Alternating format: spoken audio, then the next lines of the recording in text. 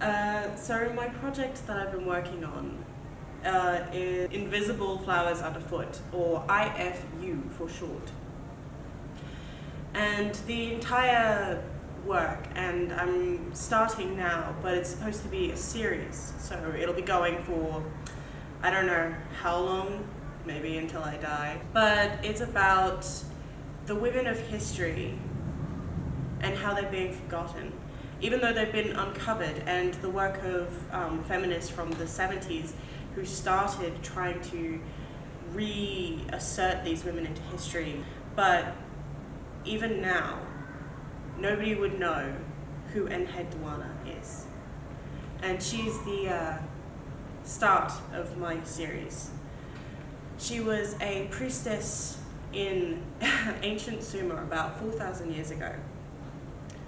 She became this powerful person in a period of time when women's rights were starting to be diminished.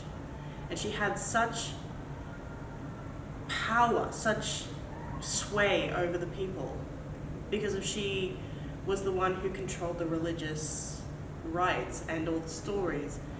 And she was also the first authored poet, the first literary person. And this is something that is so astronomical, because of most people would assume that men were the beginning of literature. We think of Shakespeare and we think of Plato, but we don't think about people like the woman who wrote Frankenstein. And Enheduanna is the beginning of this. She's the first woman to ever self-identify in any text. This entire series is about how me finding out about these women has affected me, how I've found this part of myself, and Enheduanna and her self-identification, her I am Enheduanna. I am the brilliant priestess of Nana. The way that she so boldly states something, that she claims herself.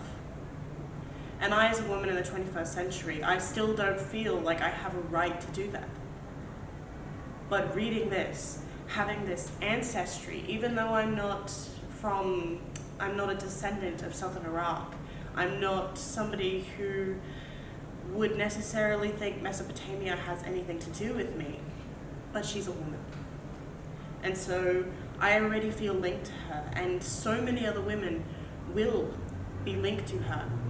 I found Enheduanna through Dr. Amanda Fordham and her Ascent of Women, about the great women of history that have been uncovered after being slaved over.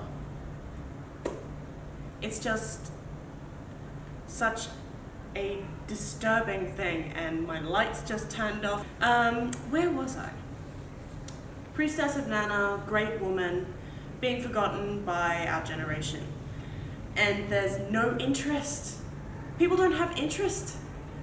It's an upsetting fact that women don't know. They weren't taught about it in schools.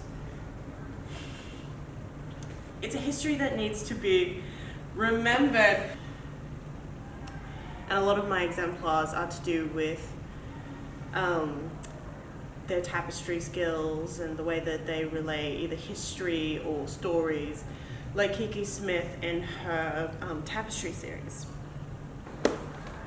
I was working on a sense of being inspired by panel narratives and hieroglyphics, things from the Bayeux tapestry. And so I started to create these scenes, you could say, of sections of her life. And I'm using as a reference her own writing, the poem Exaltation to Inanna, which is one of her most popular. So I was making these panel narratives of this, and when I was drawing them digitally, I found this really interesting save function on my iPad, which said GIF, and I'm like, ooh, that could be fun. And as I watched it flicker through, and I changed the speed to be really, really, really fast, and I just kept watching it, was so much like memory and my own thought process and how I jump from one thing to another because of my autism, that I just like, this is how I want to do this. This is how thought should be like represented in my work. And pairing it with this incomplete embroidery of my own reenactment of Enheduanna, basing her exterior clothing on the disc of Enheduanna, or the moon disc. So I'm re-embodying her, kind of Cindy Sherman, Yasumasa Morimura, and his Ego Obscura series, which is just brilliant. Using that women's work and referential nature of it to history and tapestry and panel narratives, like the Bayeux tapestry, which is one of my historical exemplars. I think that the way that history has cast women out needs to be rewritten. Like the dinner party, we need to show these women more. And we need to make it something that should be easy to do.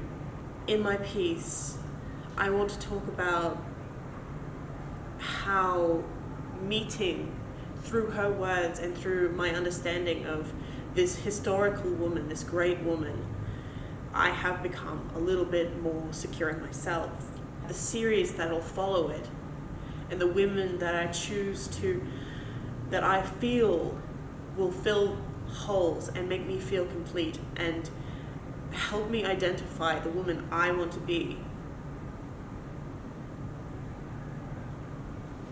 I feel that this series is autobiographical in the sense of my search for completion through my search in history.